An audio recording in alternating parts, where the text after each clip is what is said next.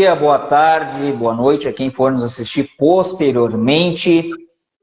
Iniciamos agora mais uma live e com um dileto convidado, Dr. Eduardo Luquezzi, a quem eu tenho uma grande satisfação em conversar no dia de hoje, profundo conhecedor sobre direito administrativo, direito tributário, atuação legislativa, né, há bastante tempo, então conhecimento vasto e especialmente no tema de hoje, atuação junto ao Tribunal de Contas do Estado do Rio Grande do Sul, né, na defesa de entes dos municipais principalmente. Então, doutor Eduardo Luquezzi, vou ler brevemente seu currículo: bacharel em Direito, advogado, especialista em Direito Tributário pela Unifran de São Paulo, especialista em Direito do Estado pela Universidade Federal do Rio Grande do Sul, mestrando em Direitos Sociais e Políticas Públicas pela Unisc, também no Rio Grande do Sul, parecerista, professor de cursos preparatórios para concursos públicos de nível superior e médio,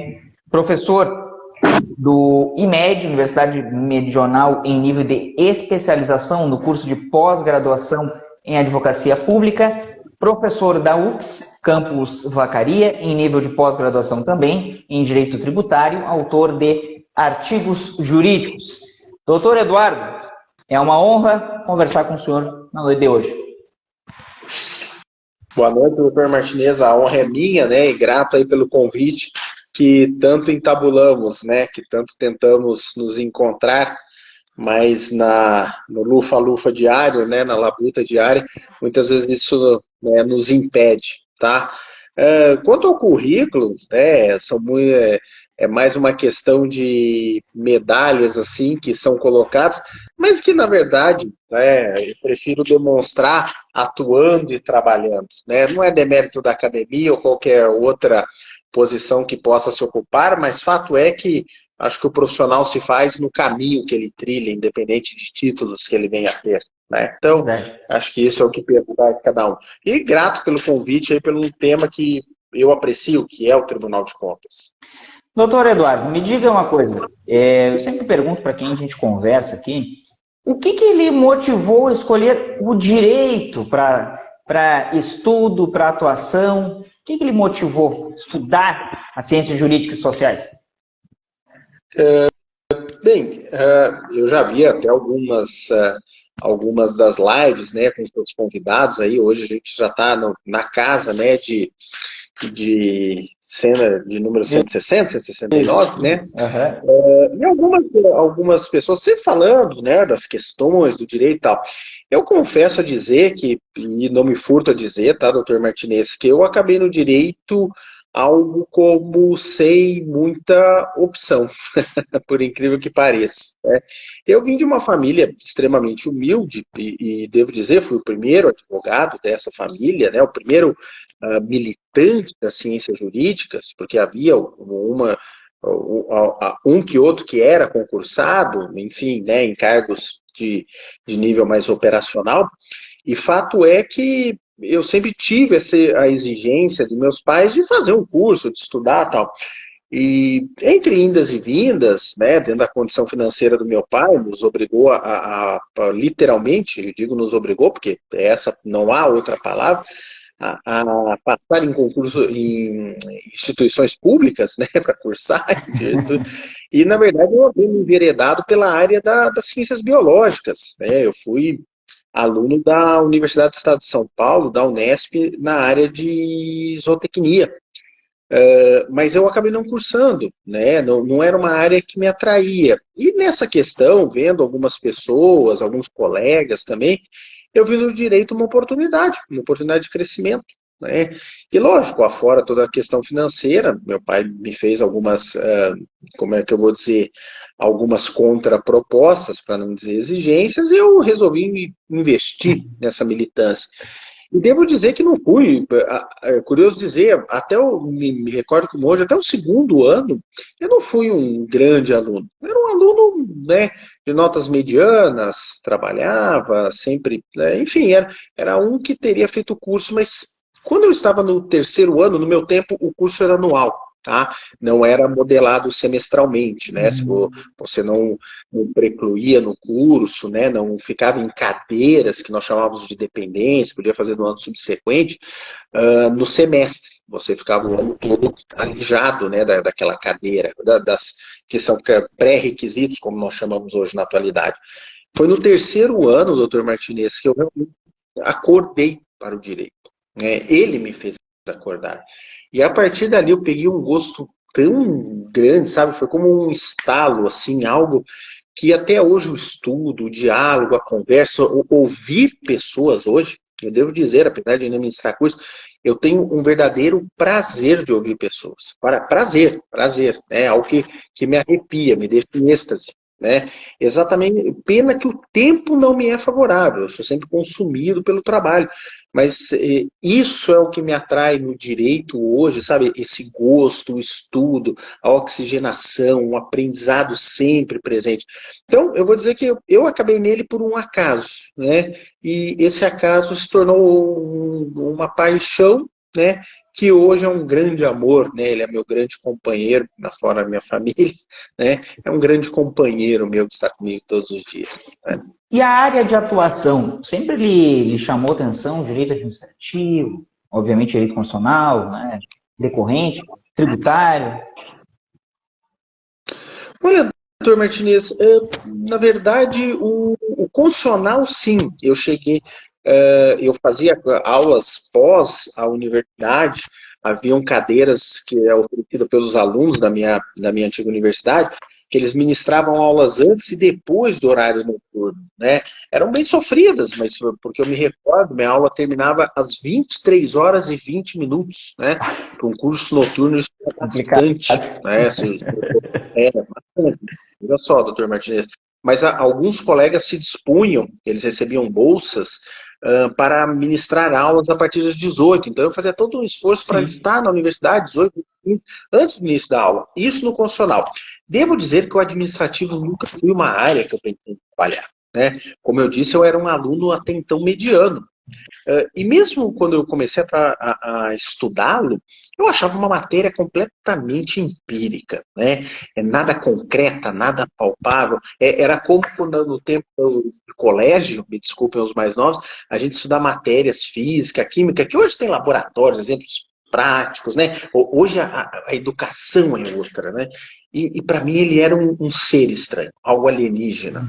E eu devo dizer que eu fui me aperceber dele quando eu recebi um convite para trabalhar, e foi o primeiro lugar que eu trabalhei, numa consultoria do Estado de São Paulo, que só militava com a parte educacional pública. Planos de carreira do magistério, na época nem se falava em hora-atividade, muito menos em piso, né, do magistério, se militava com as questões de organização e gestão educacional, o monitoramento do funcionamento da unidade escolar via direção, enfim, né, todo o plexo que envolve a grande área da educação pública. E ali foi outro, se não um estalo, um tapa na cara do Sr. Martinez, porque a partir dali eu comecei a pegar um gosto desse primeiro trabalho que se tornou praticamente o direito que eu venho exercendo há 23 anos, né? E a partir daí eu nunca mais militei com outra área. Tá? Então, foi assim que começou, né, a minha história. E, como eu disse, tal qual o direito se tornou uma grande paixão, uma área que eu gosto, né, me sinto bem militante. Tá? E o tributário, idem, enfim, né, falando nesse grande campo público. E o senhor é natural do estado de São Paulo? Eu nasci na cidade de Ribeirão Preto, né, no interior de São Paulo. É uma cidade que dista 300 quilômetros da capital, né? Ela conta hoje, por cálculo do IBGE, em torno de 580 mil habitantes, né? Mas se calcula que hoje a cidade tem em torno de 650, 670 mil habitantes. É uma cidade muito grande, uma cidade notoriamente de serviço e uma cidade universitária, né? A Universidade de São Paulo tem o curso de Direito lá, enfim, né? Foi onde eu me fiz e depois vim para o Rio Grande do Sul já há quase 20 anos. Adotou o Rio Grande do Sul como querência? Adotei muito bem. E fui bem aquerenciado aqui pelos gaúchos, devo dizer, doutor. Me filtro bem entre eles e sempre me receberam bem. Tanto, na verdade, minha esposa é gaúcha, meus filhos são nascidos nesta boa terra. Então, né, São Paulo é um local de nascimento, não mais um lugar de retorno, né? Minhas raízes, tal como a figueira velha, se fixaram bem Ah, aqui, né, na terra. bem forte. Então, eu não pretendo sair tão cedo daqui. Pode ter certeza. Doutor, com relação ao objeto, esse nosso principal, né, da nossa conversa de hoje, que é o Tribunal de Contas, claro, a gente pegou o Tribunal de Contas do Rio Grande do Sul, mas me parece que é meio que padrão a atuação dos tribunais de contas pelos estados, né, do Brasil. Então, se eu pudesse falar para quem está nos ouvindo ou apenas nos assistindo, o que é o Tribunal de Contas, né, para o que ele serve, porque tem gente que não é do direito aqui, e às vezes gente que é do direito, mas que não labuta, né, só ouve o Tribunal de Contas, mas não sabe exatamente. O que é o Tribunal de Contas? Na verdade, né, nós temos que buscar um pouquinho, doutor Martinez, do histórico dele, tá? Né? Essa questão toda que acaba envolvendo essa militância com ele. Tá? Na verdade, o Tribunal de Contas, ele vem, na verdade, o nascimento dele começa há muito, muito tempo atrás, né? E já trazendo a própria questão, não quero falar da Constituição, né, do Sim. artigo 70, mas evocar um pouco da história dele, porque ele vem com a implantação da República. Né? Quando eu digo República, eu estou falando de 1889. Tá? E aqui no Rio Grande do Sul, em 1892, né, a delegada da Câmara dos Deputados Estaduais é quem começa a formatar esta figura. Tá? Na verdade, o Tribunal de Contas em solo gaúcho, ele nasce com Flores da Cunha, né? Nosso emérito, general Flores da Cunha, em idos de 1935. Né? Foi quando ele começa a existência dele aqui no estado do Rio Grande do Sul, e sempre com a verve que nós vamos falar, olha, julgar as contas de responsáveis, né, por dinheiros e bens públicos. Esse é o conceito dele. Né? Então, nós não precisamos ficar verborragicamente falando da Constituição, tá? Mas é o nascimento dele. Em 1975, ele começa, tá? Exatamente com 35 servidores do Tesouro do Estado, à época chamado Tesouro, em um departamento, que era o Departamento de Administração Municipal, que existiu, acho que até meados do final dos anos 70, enfim. E ali ele começa a existir, fiscalizando até então 86 municípios gaúchos, né, que existiam lá em 1935. 86, veja só, hoje nós temos 496 ou 97, se não me falha a memória, não me lembro como é que está a situação de Bandeira, mas veja só, nós éramos 86 municípios, 35 servidores, a população gaúcha era de aproximadamente 3 milhões de pessoas, então era um outro mundo, né? A gente fica pensando, quase que idillicamente, né? Com saudosismo do que nós não vivemos, mas era assim que funcionava, tá? Né? E ele vem com a sua existência a partir dali, né? Enfim, vai se estruturando. Aí, logo depois, vem o chamado juízes da Corte de Contas, que são o embrião dos conselheiros, né? Logo ali no final dos anos 30, começo dos anos 40. Um deles, o Francisco Juruena, é um dos primeiros julgadores da corte, se não, né, dos primeiros integrantes ali, como juiz da Corte de Contas, e hoje, inclusive, ele dá nome, né, à Escola de Gestão, a Escola Superior de Gestão e Controle, recebe o nome dele. Então, e na época o Ministério Público não tinha também lotado alguém. Quem ficava lá era um procurador, eu não me lembro mais o nome dele, quer dizer, eu me lembro o primeiro nome, era Eurico, né? Não me recordo mais o restante do nome, né, dessa pessoa. Mas, enfim, isso foi se passando, né, durante vários e vários anos, né, dentro da ideia, dentro do quadro, tá? E hoje o que nós temos? Né?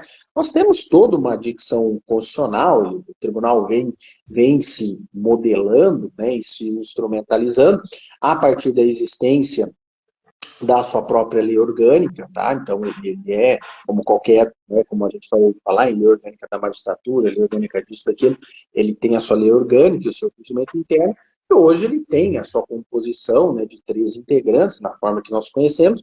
Há pouco, né, o conselheiro Marcos Peixoto, que era vice-presidente, agora ele é presidente, enfim, carreando aí a condução dos trabalhos da casa, numa faceta que vem, né, já vai estar fazendo 100 anos, né? Então, esse é o desenho estrutural dele. Tá? O desenho legal, como eu disse, né, além do artigo 31 da Constituição Federal, o dever, né, do parecer, do julgamento pela Câmara, isso bem afeto aos parlamentos municipais, está na casa dos artigos 70 e 71. Né? O 70 enquanto prestação de contas, por todos aqueles que gerenciam ou porventura recebem recursos públicos, e o 71 nas competências próprias da Corte de Contas, né? Que, como eu disse, num resumo muito apertado, é o dever de analisar o uso de dinheiro e bens públicos. Não mais do que isso, viu, doutor Martinez? E a nomenclatura conselheira, justamente para não desenhar esse órgão como não jurisdicional, é para não confundir questão jurisdicional e não jurisdicional, porque às vezes o pessoal pergunta, mas conselheiro, tá, mas é um juiz? É um conselheiro só? É um conselho? É um tribunal? É algo que às vezes também causa confusão, né?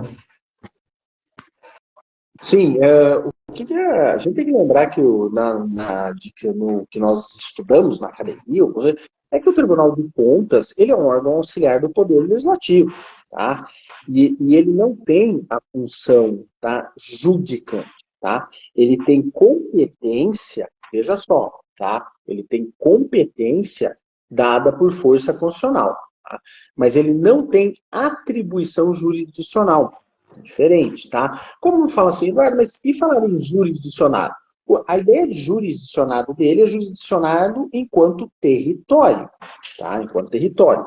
Então, quando nós falamos esse jurisdicionado, tá? Nós temos que interpretar essa palavra de maneira muito, muito restrita, tá? No sentido de que o jurisdicionado deles tem a ver com um conceito de aspecto territorial. Tá? Em razão da área, em razão do aspecto espacial onde nós estamos. Tá? Essa é a primeira linha. Isso não retira a ilustração da Corte de Contas. Como eu disse, eles têm competências constitucionais. Tá? É lógico, a gente conhece, né, doutor Martinez, que as decisões dele, falou, mas será que é terminativa? Será que não é? Posso discutir? Toda e qualquer lesão que interprete o direito pode ser submetida ao Poder Judiciário. Tá? Então, eles não são uma esfera por si só terminativa. Tá? Eles têm competências constitucionais e irão exercê-la. Né? Como eu disse, vão julgar as contas do prefeito, seja aqui da Osório, onde eu me localizo, Cidreira, onde o senhor está, enfim. Tá?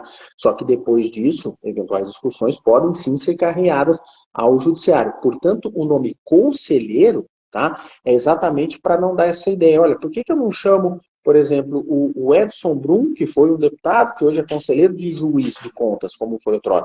Exatamente porque ele não tem, tá, dita atribuição. Ele tem competência constitucional, mas não a atribuição judicante, né, subscrita por força da Carta Magna ao Poder Judiciário. Tá? E reforço, o Tribunal de Contas, apesar do nome, tribunal, ele é um órgão auxiliar do Poder Legislativo. Tá? Então, exatamente para não gerar essa confusão. Essa explicação que o doutor Luquezzi passou foi, olha, e claro, para o conhecimento dele conseguiu resumir isso, mas é exatamente para que você que está nos assistindo, ou que vai assistir depois lá no YouTube, que essa live vai para o YouTube, vocês, para entenderem, a nomenclatura não diz o que é o trabalho. Então, tribunal apenas para uma questão de nomenclatura, mas é um órgão auxiliar do Legislativo e que também julga as contas do Legislativo, porque ele faz esse controle externo das contas públicas. Então, para vocês entenderem por que é conselheiro, por que não é juiz, olha, a explicação que o Dr. Luquezzi nos passou para que consigam entender, se não de uma vez por todas, mas consigam entender basicamente qual é a estrutura do órgão para o que ele serve e que a nomenclatura não diz exatamente a sua atribuição constitucional e legal, evidentemente. Doutor, e quem é que pode ser conselheiro? Na verdade, tá, há um rito, né, bem, digamos, muito próprio, tá, da escolha. Né? Falando de uma maneira bem simples, né, doutor Martinez, até porque nosso público é o mais variado, e a ideia não é só ser acadêmico, tá? Há algumas regras constitucionais, tá? Mas talvez assim, ó, eu quero ser, né, bem prático nesse sentido, tá? Nós devemos entender que ele é um tribunal, tá, do quem é que pode, que autoriza, antes de mais nada, qualquer pessoa pode se candidatar, né? Algumas regras falam, se eu quisesse, eu poderia, né, me candidatar a conselheiro do Tribunal de Contas, tá? O senhor poderia se candidatar, tá? Nós preenchemos alguns requisitos, né, mínimos, espero que tenhamos uma conduta idônea e né, próprios nesse sentido, temos a idade necessária, pelo menos eu detenho a idade necessária para já ingressar à Casa de Contas, tá? E também preencho os requisitos ao mínimo de formação a ele necessário, né, ao superior. Então, veja que é um órgão, tá, muito aberto do ponto de vista eletivo, né? Ocasionalmente chega a nossa informação que uma determinada pessoa entregou lá quase que um currículo, um pleito e tal. Mas você fala, por que se escolhem deputados? Quem são os auditores substitutos? Tá? Os auditores, né, aliás, os nossos conselheiros, os nossos deputados, vêm com força constitucional da indicação. Tá? E eles preenchem determinados requisitos, né, que os tutelam a ocupar essa posição, como eu disse, assim como me tutelariam também a ocupá-la. Tá? Mas é uma corte formada por uma essência política, tá? E que é válido, muitas pessoas, alguns detratores que entendem que não, porque misturar e tal, mas é importante nós termos agentes políticos como conselheiros, exatamente porque muitos deles vivenciaram nas suas bases, foram prefeitos, parlamentares, municipais, vivenciaram gestão. Então isso é necessário. Tá? E, posteriormente, os auditores substitutos de conselheiro. Esses auditores substitutos, tá? Apesar do nome, parece que estão sempre para substituir alguém, na verdade, esses sim são providos mediante concurso público, esses auditores, né? Hoje nós temos um grupo de técnicos dentro da casa de excelente qualidade, cada um com uma faceta, sabe? Quando eu vejo julgados de um determinado conselheiro, de um auditor, de uma auditora substituta, é como se eu estivesse vendo um desenho, uma equipe de super-heróis, cada um com uma qualidade, com um defeito, sabe? É muito curioso ver o desenvolvimento, o desenrolar a partir de cada um, tá? Mas, regra geral, o Tribunal de Contas, como eu disse, né, ele nos é possibilitado a que todos, né, possam a ele ascender, né, todos possam a ele chegar, tá certo? Né? Então, né, nós temos essa abertura constitucional que nos é dada, viu, doutor Martinez? E nessa seara que nos é tão próxima, que trata dos municípios, né? Porque algo que eu ouvi há muito tempo e realmente isso tem que ser valorado, né? Que o direito se vê, de fato, no município, né? Porque o Estado é uma figura, não se vê o Estado, mas o município se vê. O município se vive, né? Se acompanham licitações, contratos públicos, enfim, tudo que envolve as contas públicas. Como que funciona a atuação do Tribunal de Contas na fiscalização dos municípios? E aí, obviamente, tem o Poder Legislativo e o Poder Executivo. Como é que isso funciona? Na verdade, aí nós já entramos, né, dentro da própria competência, das regras constitucionais, tá? Como instituição de controle que ela é, né? Então, ela vem sobre essa égide, né? Vem sobre essa formação, tá? No artigo, né, 71 ali, enfim, né, a ideia de fiscalização contábil, financeira, que quando eu digo 71, principalmente 71, segunda Constituição Federal, a fiscalização operacional, patrimonial de todas as unidades e poderes. Lógico que a Constituição está falando de poderes, né? No caso ali, ela vai tratar da União, né? Então, ela vai trazer alguns requisitos muito próprios, tá? Então, o que acontece, né? Dentro do seu conjunto, pare para pensar da dosimetria, né, que compõe ali o tribunal, ou melhor, o seu fluxo, né? Então, nós temos essas pessoas que você falou da formação, pessoa com mais de 35, menos de 65, Uhum. né? Questão, idoneidade moral, reputação ilibada, tudo isso de 77, tá? E a partir dali você vê uma estrutura desenhada, tá? Você vê aquilo ali de uma forma verticalizada chegando, né, até a base dessa pirâmide, ok? Nesta base é onde estão os atos, as ações dos operadores, dos auditores de controle externo. Tá? Que, lógico, são auxiliados pelos técnicos de controle, né, externo, né, o técnico é quem está lá na parte administrativa, o auditor está correndo rua, vamos dizer assim, tá? E quando isso desce à base, então essa nossa estrutura, o que a gente acaba enxergando ali, né, doutor Martinez? Uma rotina de auditoria, né? Como ela funciona, tá? Como ela é desenhada, né, na bem da verdade. Ora, o tribunal, como qualquer entidade pública, ele tem a sua atividade fim, como eu disse, controle, fiscalização e tudo mais. Dentro dessa atividade fim, ele desenha e planifica uma ideia de trabalho, ele cria uma rotina de auditoria. Né? Então, hoje, o nosso Tribunal de Contas é servido de um sem número de programas, tá? CAPC para prestação de contas, o CAPs para a área de pessoal, né? Hoje nós vamos voltar com como era, né, o Listacom para os contratos administrativos, editais, vai existir também, né, novamente o sistema, né, de obras, como se fosse o Cisobra, né? Antigamente era o Siscop, né? Quer dizer, ele está voltando agora. Então, ele cria essa rotina com sistemas, com ferramentas. E escolhe dentro dessas rotinas o que ele vai atacar, o que ele vai fiscalizar. Tá? Então, uma parte da fiscalização já está estática. Né? Eu diria, a parte orçamentária e financeira, os próprios sistemas alimentam o tribunal. Eles sabem como está a despesa com o pessoal de cidreira, eles sabem se cidreira tem insuficiência financeira, eles sabem o que cidreira adquiriu de operação de crédito. Essas informações prévias ele já tem. Assim como eles têm informações de quem está sendo contratado temporariamente, né, os processos seletivos, quem passou em concurso público, e por aí se vai.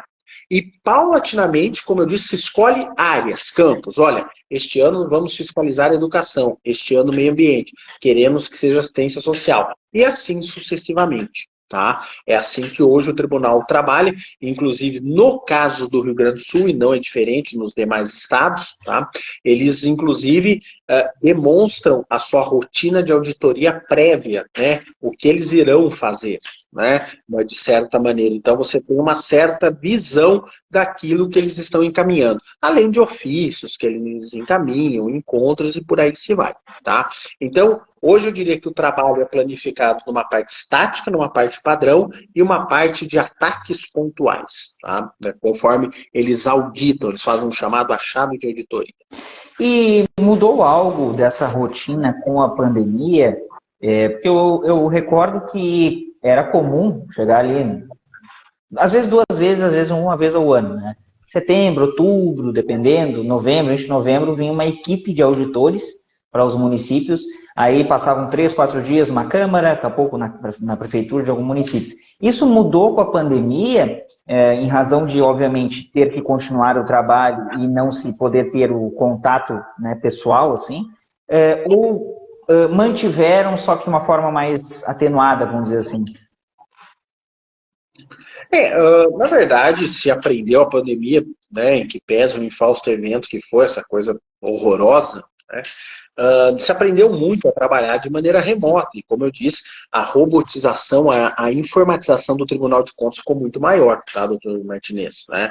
Então, o ato presencial, ele diminuiu sobremaneira por conta do tribunal. Né? Até porque ele pode colher as informações, eventualmente, a ida dele no município é para verificar um comunicado de auditoria, uma denúncia, talvez uma licitação de maior sopeso, né? Então, em situações pontuais, também eu uso de novo esse termo, que nós encontramos, né, os auditores dentro das municipalidades. Tá? No mais do mais, né, eles acabam solicitando os documentos, enviam os comunicados de auditoria e pedem esse retorno.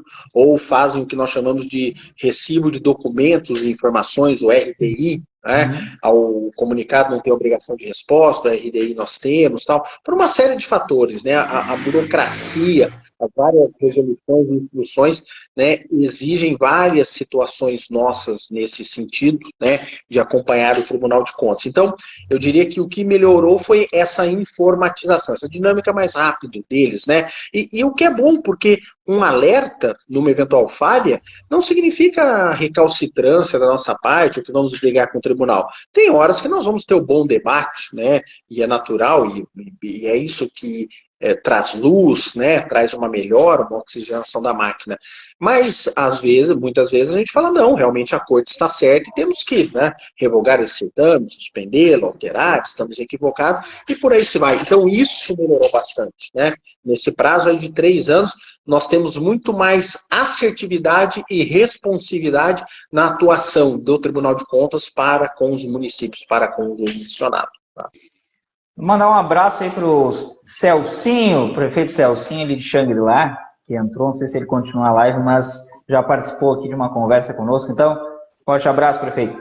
E, doutor, hoje se tem uma ideia de uma orientação, porque o senhor, né, até colocou, uma orientação maior para que não chegue até um ponto de uma rejeição de contas por parte do Tribunal de Contas, porque eu lembro que uma grande, não dúvida não, uma reclamação dos gestores públicos era de que, mas também não nos orientam, não tem algo preventivo, né? Hoje se tem mais essa ideia de algo preventivo para que, então, olha, foram avisados e agora, então, haverá o apontamento ou não? Não, ele aumentou bastante essa carga de troca de ideias, do apontamento preventivo, né, do ato não ser só sancionatório, aumentou bastante, doutor Martinez. Né? Hoje nós temos isso muito presente. Né? O pessoal fala assim, olha, né, antigamente a gente era pego de surpresa, com uma carga muito grande de situações, e isso, na verdade, não existe mais nesta formatação. Tá? Hoje nós temos aí uma dinâmica, diria eu, né, uma linha muito melhor de atuação para fins, né, de trabalhar com o tribunal. Né? Então nós temos aí uma possibilidade, né, bem mais dinâmica de ter ele como, diria eu, quase como, não vou dizer um aliado, né, mas um acautelamento, alguém que dá suas dicas, né, que comunica essas situações. Então, esse fato de falar que o tribunal não avisa, que o tribunal não sinaliza, tal, hoje seria uma inverdade, eu estaria sendo injusto com a Corte de Contas se assim fosse. Né? Eles comunicam, sim, eles têm feito um trabalho preventivo muito presente, tá? E como eu disse, não que sejamos obrigados a concordar com tudo que eles nos passam. Sim. Tá? Não é mesmo, nós não temos esse dever, tá? Mas é fato que muitas das coisas que tratamos com eles, né, eventualmente acabam sendo o objeto de discussão, objeto, né,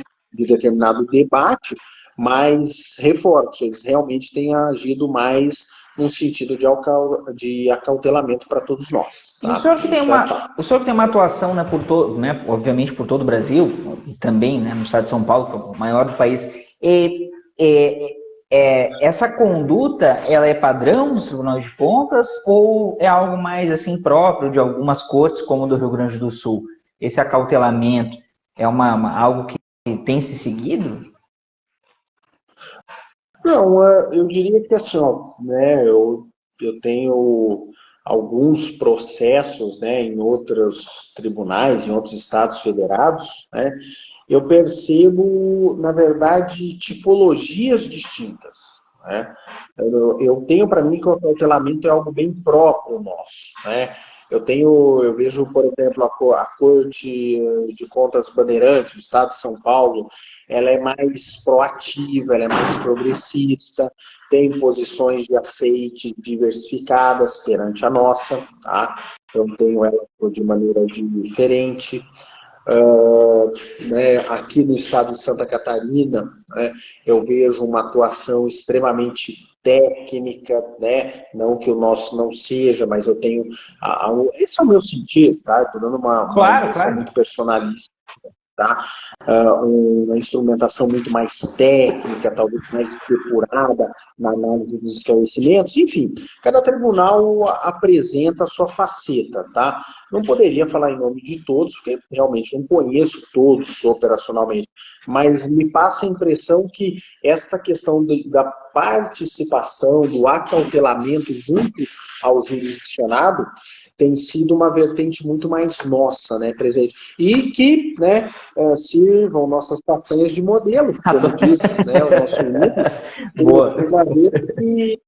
Que esta questão, doutor Martinez, é muitas vezes absorvida, tá? Hoje, o nosso sistema tanto de trabalho do Fundeb, a questão do cumprimento do Plano Nacional de Educação, das metas, a busca ativa da evasão escolar dos menores, né, que não estão dentro de sala de aula, tudo isso foram modelagens gaúchas que foram levadas para fora. Então, né, é algo que, né, e isso realmente, nós somos exportadores de boas ideias em termos de Tribunal de Contas. Não é à toa que nosso conselheiro César Mior preside a Associação Nacional dos Tribunais de Contas, né, esteve alguns meses atrás ali, na tribuna do Congresso Nacional, né, em comemoração a este ato, enfim.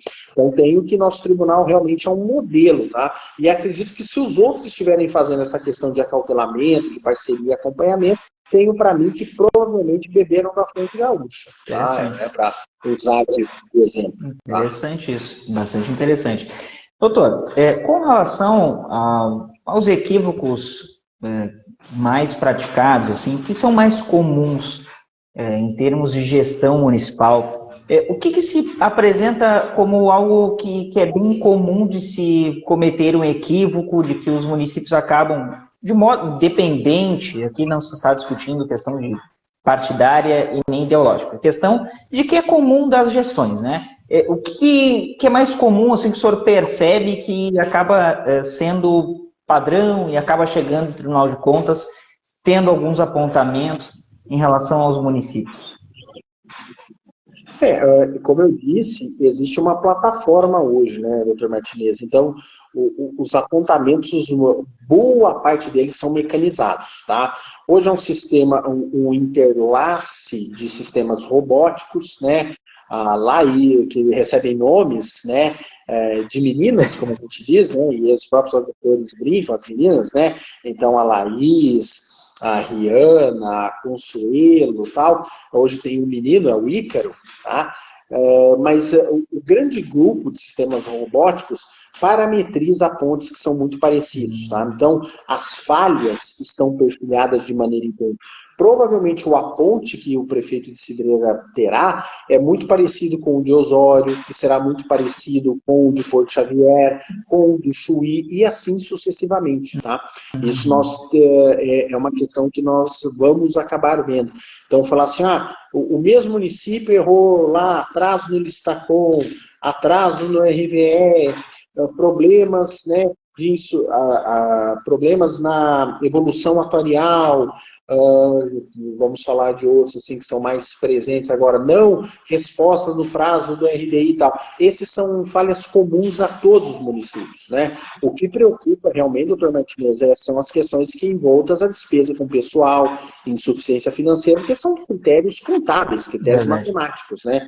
E esse tipo de falha é muito difícil de combater perante a Corte de Contas. É muito objetivo. Não significa dizer que não significa dizer que o prefeito foi um déspota, um probo, alguém, né, estabelecido, muito longe disso, né? Mas prova, né, matematicamente que ocorreu, né, esse suposto descontrole, que por muitas vezes se explica até o tribunal, né? Olha, tribunal, havia falhas nesse ponto, problemas no outro, e por aí se vai, né? Para sensibilizar a corte também, né? Porque se a gente tivesse agora 497 prefeitos assistindo, pode ter certeza que não teríamos 497 ouvintes aflitos, né? Porque é difícil o controle. É difícil. É verdade. É bem complicado. E, Não é tão simples. e com relação às câmaras, porque, claro, se houve mais do Poder Executivo, porque é o que demanda maiores ações, maiores condutas nesse sentido. E das câmaras, o que se verifica? Obviamente, a gente tem inteligência artificial atuando aí, né, nesse corte, vamos dizer assim, como o senhor mencionou, dos sistemas, mas nas câmaras, o que se observa? Questão de pessoal, questão de áreas? Não mais, né? As falhas de diárias, né? A própria questão aí da despesa com o pessoal. O Poder Legislativo, eu diria, está muito melhor controlado do que esteve em outros tempos, tá? Né? Tenho para mim que essa preocupação nós não temos mais como se teve outrora, tá, doutor Martinez? Não, sob hipótese alguma, né? O que nós vemos são esses erros, de novo, essas falhas que eu diria operacionais, né? Elas têm sido uma constante, uma presente aqui para conosco, tá? Mas são falhas que eu diria, né, de procedimento. Vamos utilizar o termo formal, tá? Seriam falhas de ordem formal, num sentido de ser identificado ali, né, realmente, a questão pontual de, olha, né, se atrasou uma determinada informação ao Tribunal de Contas, né, ficou faltando algum determinado dado, e assim sucessivamente, tá? Então, né, eu diria que dentro dessa situação toda, os legislativos, perto do que foi outrora, como o senhor bem citou, de áreas, ressarcimentos, indenizações, despesa com pessoal, gastos irregulares e próprios, né, impróprios do legislativo, hoje nós já não vemos mais tanto, tá, doutor Martinez? Com absoluta certeza, diria eu, tá? Com muita tranquilidade até, né? No sentido dos gastos com a educação, o senhor também mencionou, né, que isso também é muito próprio daqui. Se vê, por exemplo, situações como a gente observa do FNDE, do Fundeb, enfim, de questões assim que hoje os municípios ainda são muito apontados, ou esse controle preventivo ele evita que se tenha isso mais lá no final do ano, né, do ano fiscal, ano de gestão, vamos dizer assim? Certo. É que assim, ó, como eu disse, essas questões, vamos usar o Fundeb, né? Mecanicamente falando, os gastos de educação, vamos falar os 25% do MDE constitucional, tá? Eles são cumpridos hoje, tá? Né? Hoje não há município. As despesas com o Fundeb, eventualmente há alguma falha, às vezes o MDE, exclusão da alimentação escolar, coisas muito técnicas nossas lá do dia a dia, tá? Mas a gente quase não encontra. Quando o senhor tocou num ponto no FNDE, é importantíssimo falar isso, e foi feliz tocar, doutor Martinez, porque nós estamos aqui falando de Tribunal de Contas do Estado do Rio Grande do Sul, mas nós temos que lembrar de uma coisa chamada Tribunal de Contas da União, tá? E passa muitas vezes desapercebido pelo gestor municipal, e isso eu tenho visto cada vez maior num gráfico ascendente, que ele recebe muito do recurso, que não é só de transferência constitucional.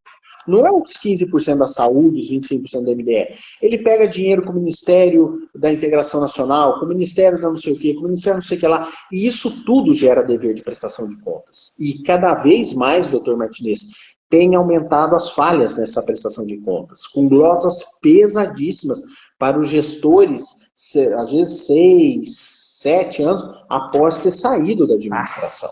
Tá? Então foi muito bom o senhor ter tocado nesse ponto, por quê? Porque às vezes a gente está sempre passando o chapéu, como diz o adágio popular, né? Estamos sempre pedindo dinheiro para a União.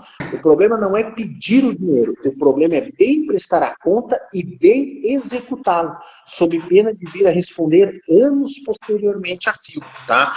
E eu devo dizer que aqui no escritório aumentou demais o trabalho envolvendo tomadas de conta especial junto ao TCU, né? Por falhas na prestação de contas, né? Por falhas na prestação.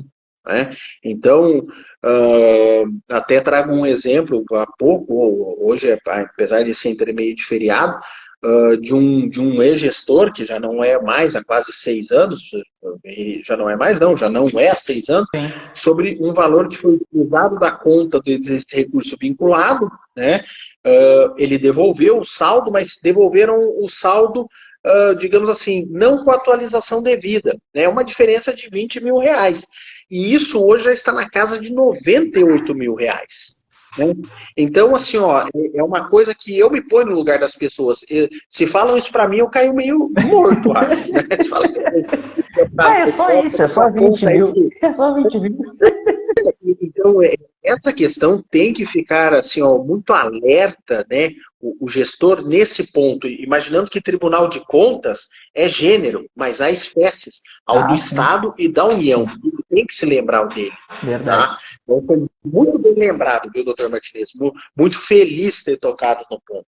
Tá? E esse ponto também é algo que o pessoal às vezes não entende. Mas como se o fulano saiu naquele ano, como é que agora as contas estão sendo julgadas? É porque não acompanha, né? Não acompanha exatamente o ano do julgamento, porque só no Rio Grande do Sul tem 497 municípios.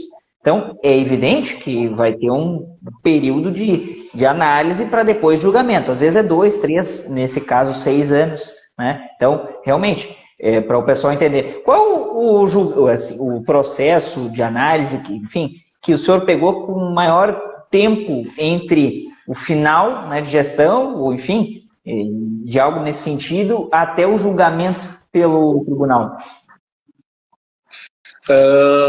De maior tempo de análise que eu tive em mãos foi envolvendo um concurso público ocorrido em 1990. Na verdade, o processo estava tombado no ano 91, né, porque o tribunal bota, né, 0200/91 dígito alguma coisa, mas o concurso ocorreu em 1990, tá? Ele veio até a sua solução para conosco em 2020, tá? Nós já estávamos no período pandêmico. 20? Puxa vida! O processo foi instruído em 1991, começou a sua marcha, né? Tal. Aqui nós estamos discutindo, sem falar essas questões, né, de prescrição, qualquer coisa do gênero, né? Claro, estamos falando, principalmente eu estou lhe respondendo a pergunta que o senhor me fez, né? Claro. Você alegou de tudo, né? Estabilidade, direito, prescrição, e por aí se vai, né? Sexo dos anjos, e tantas quantas teses poderiam ter sido aumentadas, né? Efetivamente, o processo ele datava, né, encartulado como capa de 1991, mas o concurso era de 1990. Claro, verdade. Né? Tempo. E o município da região metropolitana. Tá? E o gestor continuava vivo ainda no final do... O gestor daquele período. Não, curiosamente, o gestor daquele período, sim. Faleceram alguns sucessores depois. Né? Naquele período, apesar de longa idade, já ainda era vivo, mas não era mais gestor, enfim, claro. Era uma coisa de outros tempos. E também é importante essa conversa que a gente está tendo, porque agora, semana passada, eu acho que foi semana passada, nessa semana, acho que foi semana passada, sobre um julgado, né, obviamente, final da análise do Tribunal de Contas, de uma das turmas do Tribunal de Contas, sobre a venda da Corsã. Então, quando acontece situações assim, o Tribunal de Contas, o que é o Tribunal de Contas? Então, e nesse caso, na semana passada, bastante veiculada a questão da venda da Corsã, que foi sustada, em razão, o julgado, acho que a análise começou em julho, daí teve um pedido de vista, e aí terminou agora na semana passada. Então, esse tipo de conversa que a gente está tendo aqui, que o doutor Lucchesi se disponibilizou, a falar, a trazer seu conhecimento, traz essas situações pontuais que eventualmente sai lá num jornal qualquer falando sobre o Tribunal de Contas e ninguém sabe o que é o Tribunal de Contas, né? Nunca vi, nem comigo, só ouço falar. É que nem Tribunal de Contas. Mas, um ponto. Sobre as contas, então, dos gestores. Qual é o resultado prático de um julgamento do Tribunal de Contas para o gestor? Para que o pessoal entenda. Qual é o resultado prático? O que gera juridicamente para essa pessoa, né, que esteve lá à frente do município, de uma Câmara?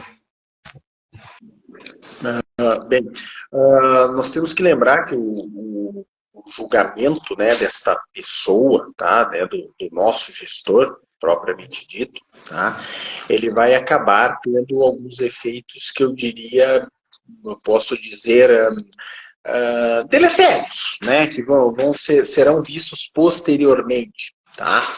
O que significa dizer? De uma maneira muito grosseira, me perdoe aqui, tá, Dr. Martinez, nem que pese, né, nós tratarmos de direito, o nosso próprio canal é o Descomplicando o Direito, claro, né, então ele torne-se palpável, né, ele torne-se deglutível para quem está dele experimentando.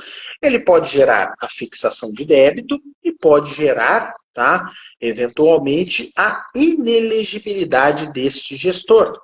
Tá? Seriam as duas grandes consequências da atuação da Corte de Contas. Tá? Seriam os dois grandes efeitos práticos da atuação da Corte de Contas. Tá? Dois efeitos de alto potencial explosivo. Né? Pare para pensar, estamos falando de devolução de dinheiro, estamos falando de retirar da pessoa, né, a capacidade passiva, a legitimidade passiva, né, então o direito de votar ele mantém, mas de ser votado, né, quer dizer, então são duas potências, né, uma delas até de ordem constitucional, que é retirada, é extirpada da pessoa, tá? Lógico, aí vem toda uma questão, a depender do julgamento da Câmara, o débito, se pode ser afastado pela decisão da Câmara, se eu posso discutir no Judiciário, né, e por aí se vão as questões, né? A própria alteração da Lei Complementar 64/90, né, a inelegibilidade da linha G, para quem tiver contas irregular, mas sem imputação de débito, só multa,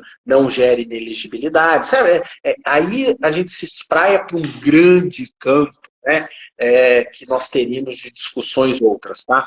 Mas, vertendo a sua pergunta, esses são os dois grandes efeitos de uma decisão da Corte: a devolução de valores e a inelegibilidade, né?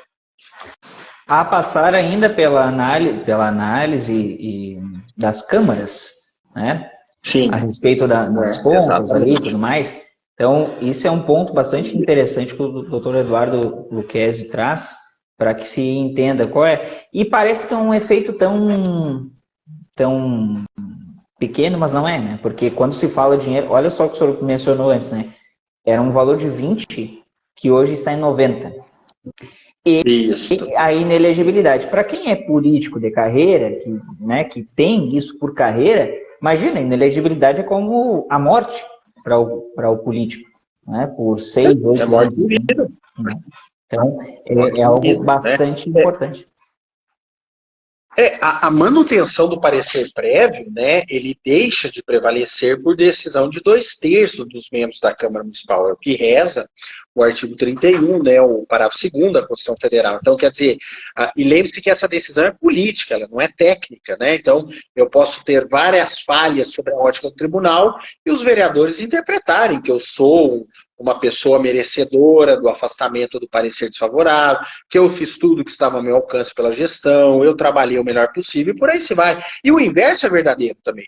O parecer do tribunal favorável, que ele é um parecer prévio, ele pode ser favorável ou desfavorável. O parecer favorável pode também ser, né, revertido pela decisão dos 2/3 da maioria qualificada da Câmara, né, por questões políticas também. Como eu disse, o julgamento é político, ele não é técnico.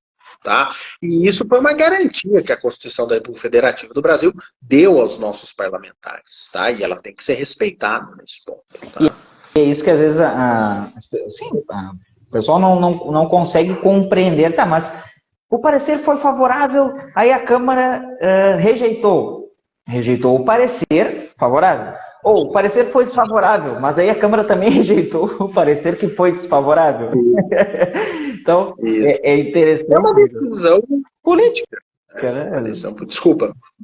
Uma decisão política, né? E como eu disse, né, doutor Martinez, ninguém tem o direito de apedrejar o parlamentar, porque, na verdade, quis a Constituição que assim Que fosse, foi né? assim. É o que ela traz para nós como regra geral, tá? Então ela não trabalha de outra maneira que não essa, tá? É um direito, repito, que ela consignou aos nossos parlamentares, tá? E, doutor, para quem tem interesse em atuar nessa área, o que o senhor recomendaria? Você, não, olha, eu gostei desse papo, então, não, isso me interessa. O que o senhor daria como, não um aconselhamento, mas uma dica, né? Olha, começa por aqui, o que o senhor diria para essa pessoa? Atuar na área, né, do campo, vamos falar do direito administrativo, né, vamos tomar liberdade de não falar no campo só do Tribunal Uhum. de Contas, tá, mas atuar nessa grande mãe que abraça essa parcela do Tribunal de Contas, é na verdade uma área de dedicação, abnegação, tá, da pessoa, e em especial, né, que a pessoa esteja assim, ó, desprovida, desarmada de preceitos ideológicos, políticos parlamentares, né? Porque o direito administrativo não é direito político, não é ciência política. Né? Eu não sou nenhum neófito, nenhum ignorante a ponto de dizer que ela não existe, que eu não tenho os influxos dela no meu trabalho e tal. Mas eu não deixo que o meu trabalho se contamine por ela. É diferente, né? Porque muitas vezes você vai trabalhar como um administrador, independente da legenda, da bandeira dele, para ser alguém que trabalha com resolução de problemas. Independente, né, dele ser do PX, do PY, do PZ, né, a pessoa tem que estar preparada para isso, né? Ela tem que ter muita urbanidade e se manter sempre fiel a este trono, independente do rei que porventura venha ocupá-lo, né? Porque eles mudam, né? E eventualmente você está sujeito a determinada legenda, determinado partido.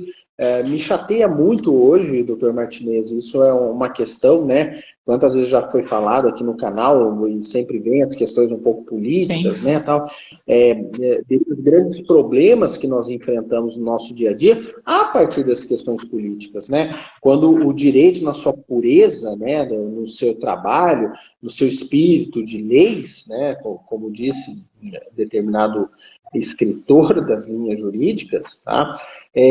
O que acontece? É a resolução, é a busca, mas muitas vezes a questão política acaba gerando um grande prejuízo, né, na concepção do trabalho, na finalização do seu trabalho, como eu falei, né, na sua assertividade, na sua resolutividade. Então, a pessoa que venha trabalhar com isso, ela tem que estar pronta para se despir de eventuais modéstias de legenda, modéstias político-partidárias, e estar pronto para abraçar o mundo do direito administrativo, né? Ser sempre um soldado pronto para todo e qualquer tipo de batalha ou guerra, tá? Muito interessante mesmo. Doutor Eduardo, eu quero lhe agradecer por essa aula resumida de direito administrativo, que tem a sua base no direito constitucional e tem tantos outros assuntos que a gente poderia tocar aqui, mas evidentemente já convidado para uma próxima oportunidade para a gente falar sobre isso, porque um outro ponto para uma próxima resenha nossa é sobre legislação municipal, né, sobre legislar, né, sobre atribuições, que também é algo que chama atenção, né, enfim, limites de poder legislar, do ato de legislar. Mas eu gostaria de lhe agradecer por ter aceito esse convite, por estar conversando conosco, ter passado todo esse conhecimento de maneira resumida e de maneira acessível a todos que estavam nos assistindo. Então, lhe agradeço e gostaria que o senhor deixasse as suas considerações finais. Também, doutor Martinez, né, até para deixar o gancho, né, quando a gente fala em Tribunal de Contas, nós lembramos que ele tem, por ideia, pelo Pleno, e matéria já simulada pelo STF também, a própria questão de negar a executoriedade às normas municipais, como se uma DIN fosse, né, como uma ação que declara a inconstitucionalidade de determinada norma, né, então para a gente ver até onde alcança esse poder, né, de legislar, o direito de legislar, a reação legislativa, tá? Então tem uma sintonia muito grande com a matéria e no mais do mais, tá? Quero agradecer mais uma vez o convite, né? Agradecer a todos que estiveram aí conosco, né? Batendo esse papo também, acompanhando aqui pelas redes sociais, tá? Grato aí mais uma vez, né, pelo chamamento, né, que o senhor já havia feito, né, em determinado, né, momento, pena que só agora tivemos a oportunidade, e, né, encerrar, né, desejando a todos aqueles, né, que realmente se interessem pelo tema, né, que trabalham com direito, né, pretendem manejar a seara do direito administrativo, que tenham isso realmente como um dogma, como um trabalho de seriedade, e quando se envolverem com o Tribunal de Contas, como eu disse, né, o diálogo muitas vezes vai ter a sua vertente política, e é natural que ele tenha, porque parte da corte é assim composta, mas principalmente sejam técnicos na essência, tá? Trabalhando com a administração, né? Que é o que eu sou, como eu disse, né, nesses 23 anos já de militância. Tá? No mais, agradeço, tá? A gente fica à disposição para o que precisar. Perfeito. Quero agradecer também a todos e todas que estiveram nos assistindo. Não esquecendo que essa live estará disponível depois lá no canal do YouTube, no @descomplicadireito01. Você encontra lá no YouTube o Descomplica Direito. E se não são inscritos ainda, se inscrevam no canal lá do YouTube, deixem seus comentários, participem, porque sempre temos temas variados como esse lá disponíveis. Também nos sigam aqui no @descomplicadireito01 no Instagram, no formato podcast, no Spotify, temos o grupo também do Telegram e do WhatsApp. Certo, pessoal? Doutor Eduardo, forte abraço e a todos e todas, até mais. Obrigado, até logo.